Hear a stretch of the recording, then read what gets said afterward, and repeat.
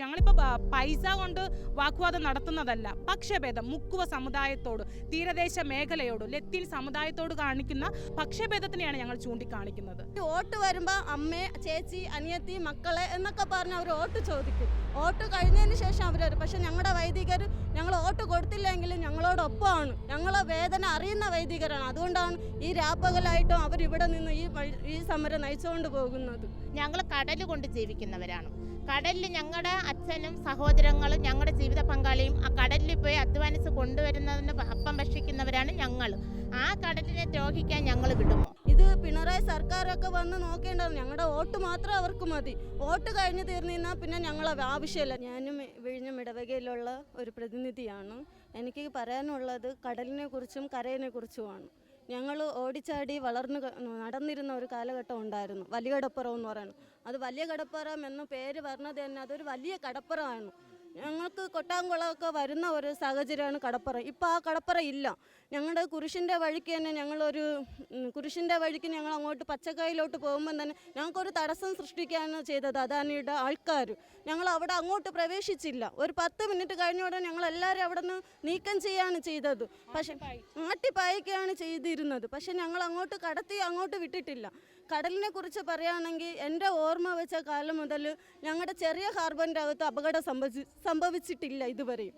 ഈ ഹാർബർ വന്നതിന് ശേഷമാണ് ഈ ചെറിയ ഒരു ഹാർബർ ഇവിടെ നമുക്കുണ്ടല്ലോ, അവിടെയാണ് ഇപ്പോൾ അപകടം സംഭവിക്കുന്നത്. കാരണം എൻ്റെ ഭർത്താവും കടൽ മത്സ്യത്തൊഴിലാളിയാണ്. അപ്പോൾ പണിക്ക് പോകുമ്പോൾ അവർ തന്നെ പറയാറുണ്ട്, ഇപ്പോൾ കടലമ്മ ഭയങ്കര ശക്തിയോടെയാണ് ഇങ്ങോട്ട് വരുന്നത്. കാരണം അവർക്ക് ഈ വള്ളവും കൊണ്ട് അങ്ങോട്ട് പോകാൻ പറ്റാത്തൊരു സാഹചര്യം. അല്ലെങ്കിൽ ഈ ജൂൺ, ജൂലൈ, ഓഗസ്റ്റ് മാസങ്ങളിൽ ഇവിടെ മൺസൂൺ കാലയളവാണ്. അപ്പോൾ ഞങ്ങൾക്ക് കിട്ടുന്ന ഞങ്ങളുടെ കൂലിക്കാർക്ക് തന്നെ കിട്ടുന്നത് മിച്ചം പിടിക്കുകയാണെങ്കിൽ ഞങ്ങൾക്ക് ഒരു 50,000 രൂപയെങ്കിലും ഒരു വർഷത്തിൽ ഞങ്ങൾക്ക് മിച്ചം പിടിക്കാൻ പറ്റും. പക്ഷേ ഇപ്പോഴത്തെ സാഹചര്യത്തിൽ ഒന്നും ബാക്കി കിട്ടുന്നില്ല.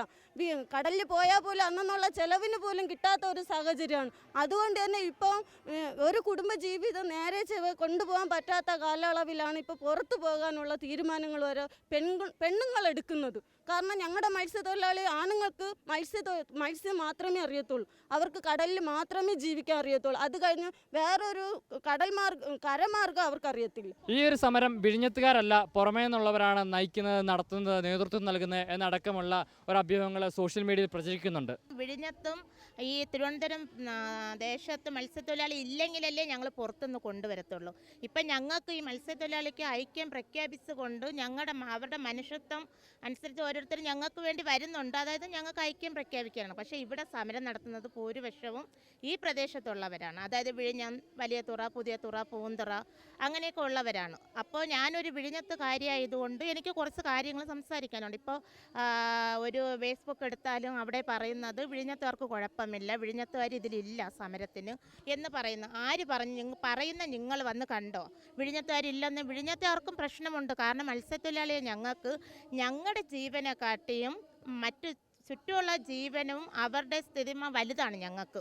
കാരണം ഞങ്ങളുടെ ജീവനെക്കാട്ടി അവർക്ക് വില കൊടുക്കുന്നതാണ് ഓരോ മത്സ്യത്തൊഴിലാളികൾ. ഇപ്പോൾ ഞങ്ങളുടെ ഹാർബർ ഇവിടെ വരും. ഞങ്ങൾ വികസനത്തിന് ഒരിക്കലും എതിരല്ല. പക്ഷേ ഈ ഗവൺമെൻറ് ഞങ്ങളെ പറഞ്ഞു പറ്റിച്ചതാണ്. ഒരിക്കലും കടൽ വറ്റിച്ചുകൊണ്ട് ഇവിടെ ഒരു വികസനം വരുമെന്ന് ഞങ്ങളടുത്ത് പറഞ്ഞിട്ടില്ല. കരയുന്ന സ്ഥലം എടുത്തൊരു വികസനം ഉണ്ടാക്കുമെന്നാണ് പറഞ്ഞത്. അതുകൊണ്ടാണ് ഞങ്ങൾ സമ്മതിച്ചത്. കാരണം ഞങ്ങളുടെ പൂർവികർ ഇവർ പറയുന്നു ഒപ്പിട്ട് കൊടുത്തു ഹാർബർ വരെ. അതിൽ എത്ര സത്യമുണ്ടെന്ന് ഞങ്ങൾക്കറിയില്ല. പക്ഷേ ഇന്നൊരു കടൽ വറ്റിച്ചിട്ട് കൊണ്ടാണ് ഇങ്ങനൊരു ഹാർബർ വരുന്നതെന്ന് അറിഞ്ഞിരുന്നെങ്കിൽ ഞങ്ങൾ എതിരാകുമായിരുന്നു. അന്നേ ഞങ്ങൾ സമ്മതിക്കില്ലായിരുന്നു. കരയുന്നൊരു വികസനം കൊണ്ടുവരട്ടെ ഞങ്ങൾ കാരണം ഞങ്ങൾ കടൽ കൊണ്ട് ജീവിക്കുന്നവരാണ്. കടലിൽ ഞങ്ങളുടെ അച്ഛനും സഹോദരങ്ങളും ഞങ്ങളുടെ ജീവിത പങ്കാളിയും ആ കടലിൽ പോയി അധ്വാനിച്ച് കൊണ്ടുവരുന്നതിന് അപ്പം ഭക്ഷിക്കുന്നവരാണ് ഞങ്ങൾ. ആ കടലിനെ ദ്രോഹിക്കാൻ ഞങ്ങൾ വിടുമോ? ഇപ്പം ഈ കടൽ വറ്റിച്ചത് കൊണ്ട് ഇപ്പം ചുറ്റുമുള്ള ഭവനങ്ങളും കളിസ്ഥലം, അവരുടെ തൊഴിലുകളും അവരുടെ ഭവനങ്ങളും നഷ്ടപ്പെടുന്നത് ഓരോ മീഡിയയിലും കാണുന്നുണ്ട്. ഇപ്പോൾ ചിലവർ പറയുന്ന അന്നെന്ത് നിങ്ങൾ എതിർത്തില്ല. അന്ന് ഇത് നശിക്കാതെ ഞങ്ങൾ എതിർത്തിരുന്നുവെങ്കിൽ എതിർത്തിരുന്ന് നിങ്ങൾ പറയുമായിരുന്നു എന്ത് ഒരു കുഴപ്പമില്ലല്ലോ, പിന്നെ എന്തിന് നിങ്ങൾ അതിനെ എതിർക്കുന്നു. ഇപ്പോൾ ഇതെല്ലാം സാക്ഷികളായി മുമ്പിൽ നിൽക്കവേ നിങ്ങൾ അതൊന്നുമില്ല, അങ്ങനെ ഒന്നുമില്ല എന്ന് നിങ്ങൾ പറയുന്നു. എങ്കിൽ അന്ന് ഞങ്ങൾ എതിർക്കുമായിരുന്നെങ്കിൽ നിങ്ങൾ എന്ത് ഞങ്ങളുടെ അടുത്ത് പറയുമായിരുന്നു. ഇപ്പോൾ സർക്കാർ പറയുന്നത് എല്ലാവർക്കും എല്ലാം ചെയ്തിട്ടുണ്ട്. എന്ത് ചെയ്തു, എന്താണ് ചെയ്തത്? ഇപ്പോൾ ഞങ്ങളുടെ വിഴിഞ്ഞത്ത് കരിമടി തൊഴിലാളികൾക്ക് 5 ലക്ഷം രൂപ ഈ സർക്കാർ കൊടുത്തു. പക്ഷേ അത് എന്തിനു കൊടുത്തു? അവരുടെ തൊഴിലിനെ നഷ്ടപ്പെടുത്തിക്കൊണ്ട് അവരുടെ തൊഴിൽ ജീവിതത്തിന് തന്നെ മാർഗത്തെ ഇല്ലാതാക്കിയത് കൊണ്ടാണ് അവർ ഈ 5 ലക്ഷം രൂപ കൊടുത്തത്. വിഴിഞ്ഞ തുറമുഖ നിർമ്മാണം നടക്കുന്നത് ഇവിടെ. അപ്പോൾ ഇവിടെ മാത്രമാണ് സർക്കാർ കല്ലിടുന്നത്. ഒരു തുറമുഖ നിർമ്മാണ പ്രവർത്തനം നടക്കുന്നത് ഇവിടെയാണ്. അപ്പോൾ ഇവിടെ ഒരു കുറച്ച് ഭാഗത്ത് മാത്രം കല്ലിടുമ്പോൾ നടുക്കടലിൽ ഒരു ബോട്ട് മറിഞ്ഞാൽ അവിടെ എങ്ങനെയാണ് അദ്ദേഹത്തിന് നീന്തി രക്ഷപ്പെടാൻ സാധിക്കില്ല എന്ന് എങ്ങനെയാണ് നിങ്ങൾ പറയുന്നത്? സർ, ഓൾറെഡി വിഴിഞ്ഞം കടൽ ആഴം കൂടിയ കടലായതുകൊണ്ടാണ് ഈ പോർട്ടിന് വേണ്ടി ആ ഒരു വിഴിഞ്ഞം പ്രദേശത്തിന് പ്രത്യേകിച്ചെടുത്തത്. അപ്പോൾ ഈ ഒരു പ്രദേശത്ത് വീണ്ടും കല്ലുകൊണ്ടിടുമ്പോൾ വെള്ളം എവിടെയാണ് പൊങ്ങുന്നത്? ഈ ഓൾറെഡി മണ്ണിന് ഡ്രഡ്ജ് ചെയ്ത് അവർ പുറത്തേട്ടാണ് എടുത്തിരിക്കുന്നത്. ആഴമുള്ള കടലിനെ എന്തിനു നിങ്ങൾ ഡ്രഡ്ജ് ചെയ്യുന്നു? ആഴമുള്ള കടലായതുകൊണ്ടല്ലേ നിങ്ങൾ പോർട്ട് നിർമ്മാണത്തിന് വേണ്ടി വിഴിഞ്ഞം പ്രദേശം തിരഞ്ഞെടുത്തത്. പിന്നെ എന്തുകൊണ്ട് വീണ്ടും ആ കടലിനെ നിങ്ങൾ ആഴം കൂട്ടുന്നു? എന്തിന് നിങ്ങൾ ആഴം കൂട്ടുന്നു? സർക്കാർ കടലിനെ അദാനിക്ക് തീരെഴുതി കൊടുത്തു പല ടെലിവിഷനിലും പറയുന്നുണ്ട്. അത് സത്യമാണെന്ന് ഇപ്പോൾ ഞങ്ങൾ തെളിഞ്ഞിരിക്കുകയാണ്. അവരെ ഈ ഒരു കടൽ ഇവിടെ നികത്തുന്നത് കൊണ്ടാണ് മറ്റു സ്ഥലങ്ങളിലെല്ലാം പ്രശ്നമാകുന്നു. അതപ്പം വിഴിഞ്ഞംകാർക്ക് കാര്യമായ ദോഷങ്ങളൊന്നും സംഭവിച്ചിട്ടില്ല എന്ന് പറയുന്നത് ശരിയാണോ? സർ, എങ്ങനെയാണ് വിഴിഞ്ഞംകാർക്ക് ദോഷമായ ഒന്നും സംഭവിച്ചില്ലെന്ന് പറയാൻ പറ്റത്തില്ല. ആദ്യമൊക്കെ ഞങ്ങളുടെ കടലിൽ വീണാലും ആ ആൾക്കാർ നീന്തി പുറത്ത് വരാറുണ്ട്. പക്ഷേ ഇപ്പോൾ വീഴുന്ന ആ സ്പോട്ടിൽ തന്നെ അവർ മരിക്കുന്നു. മരണമാണ് ഞങ്ങൾ മുന്നിൽ കാണുന്നത്. ആദ്യം ഞങ്ങൾ മരണമല്ല, അവർ നീന്തി പുറത്ത് വരുന്നുണ്ട്. കുഞ്ഞു കുട്ടികൾ വരെ ആ കടപ്പുറത്ത് പോയി നീന്തി കുളിക്കുന്ന ഒരു സാഹചര്യം. പെണ്ണുങ്ങൾ ഉൾപ്പെടെ ക്രിസ്മസ് ഒക്കെ വരുമ്പോൾ ഞങ്ങളൊക്കെ അവിടെ പോയി കുളിക്കുന്ന ഇതാണ്. പക്ഷേ ഇപ്പോൾ ഞങ്ങൾക്ക് അതിൻ്റെ പരിസരത്ത് പോലും പോകാൻ പറ്റത്തില്ല. ഒരു കൊക്കയുടെ മുകളിൽ പോയി നിൽക്കുന്ന പോലെ ഒരു ഫീലാണ് നമുക്ക് അനുഭവപ്പെടുന്നത്. വീണാൽ ആരെയും തിരിച്ചു കിട്ടത്തില്ല. ഒരു കുഞ്ഞു കുട്ടികളും കടലിൽ വീണാൽ തിരിച്ചു വരുന്ന ഒരു ഇതായിരുന്നു. പക്ഷേ ഇപ്പം വലിയ ആൾക്കാരാണ് കടലിൽ പ്രഗത്ഭരായ, നീന്താൻ കഴിവുള്ള, ഈ ആഴക്കടലിൽ പോകണമെങ്കിൽ അവർക്ക് നീന്താൻ കഴിവുള്ളവരായിരിക്കണമല്ലോ. അവരൊക്കെ സ്പോട്ടിൽ മരിക്കുന്ന മരണമാണ് ഞങ്ങൾ ദിനം പ്രതി കണ്ണുകൊണ്ട് കാണുന്നത്. ഈ കരമടിക്കാരും അതേപോലെ തന്നെ ഒരു തുപ്പി തൊഴിലാളികൾ പറഞ്ഞല്ലോ, ആ രണ്ടും എന്താണെന്ന് പറയാമോ? ചുപ്പിത്തൊഴിലാളികളെന്ന് പറയുമ്പോൾ ഈ പാറകൾ, കടലിന് ഉള്ളിലുള്ള പാറകളിൽ ചിപ്പി കക്ക ഒട്ടിയിരുന്ന് അതിൽ മുങ്ങിപ്പോയി പിടിക്കുന്ന ആൾക്കാരെയാണ് ചിപ്പിത്തൊഴിലാളികൾ എന്ന് പറയുന്നത്. അതുപോലെ കരമടി തൊഴിലാളികൾ എന്ന് പറയുന്നത് പുറത്ത് നിന്ന് കടപ്പുറത്ത് നിന്നിട്ട് കടലിലോട്ട് വലയെറിഞ്ഞ് ആ ഒരു കമ്പ വലിക്കുന്ന ഒരു ഇതിനെയാണ് കരമടി എന്ന് പറയുന്നത്.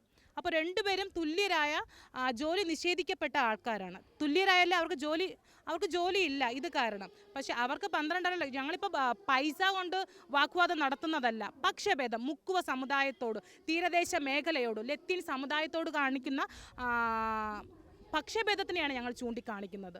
അത് ആദ്യം ഞങ്ങൾക്ക് ഇങ്ങനെ പറഞ്ഞിട്ടുണ്ടായിരുന്നു, അവർക്ക് 12 ലക്ഷം, ഇവർക്ക് 5 ലക്ഷം. നമ്മളത് പിന്നെ അത് മൈൻഡ് ചെയ്തില്ല.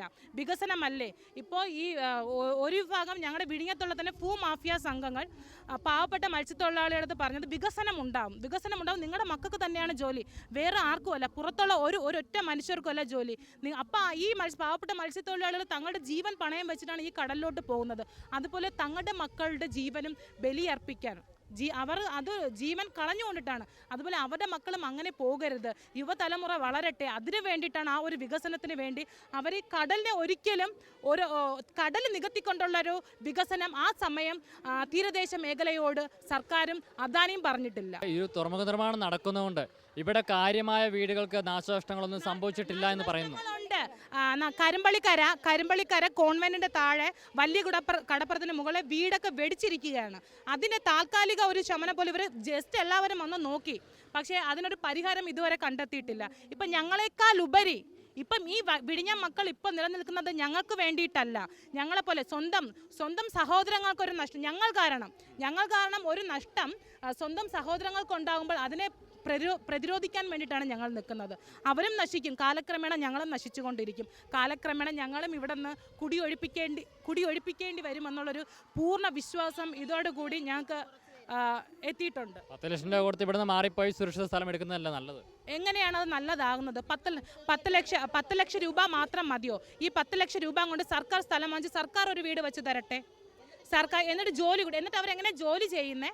ഈ മത്സ്യത്തൊഴിലാളികളായ ഓരോ വ്യക്തികളും എങ്ങനെ കടൽ സർക്കാർ അവിടെ കൊണ്ട് വെച്ചു കൊടുക്കുമോ? അവരവിടെ സ്ഥലം എടുക്കുന്ന സ്ഥലത്ത് കൃത്രിമ കടൽ കൊണ്ട് വെച്ച് കൊടുത്ത് അവർക്ക് ജോലി സാധ്യത കൊടുക്കുമോ? അതാണ് ഞങ്ങൾക്ക് അറിയേണ്ടത്. അവരെങ്ങനെ ജോലിക്ക് പോകും? മത്സ്യത്തൊഴിലാളികളായ ഓരോ മക്കളും എങ്ങനെ ജോലിക്ക് പോകും? സർക്കാർ പറയട്ടെ ഞങ്ങളോട്, എങ്ങനെ ജോലിക്ക് പോകും?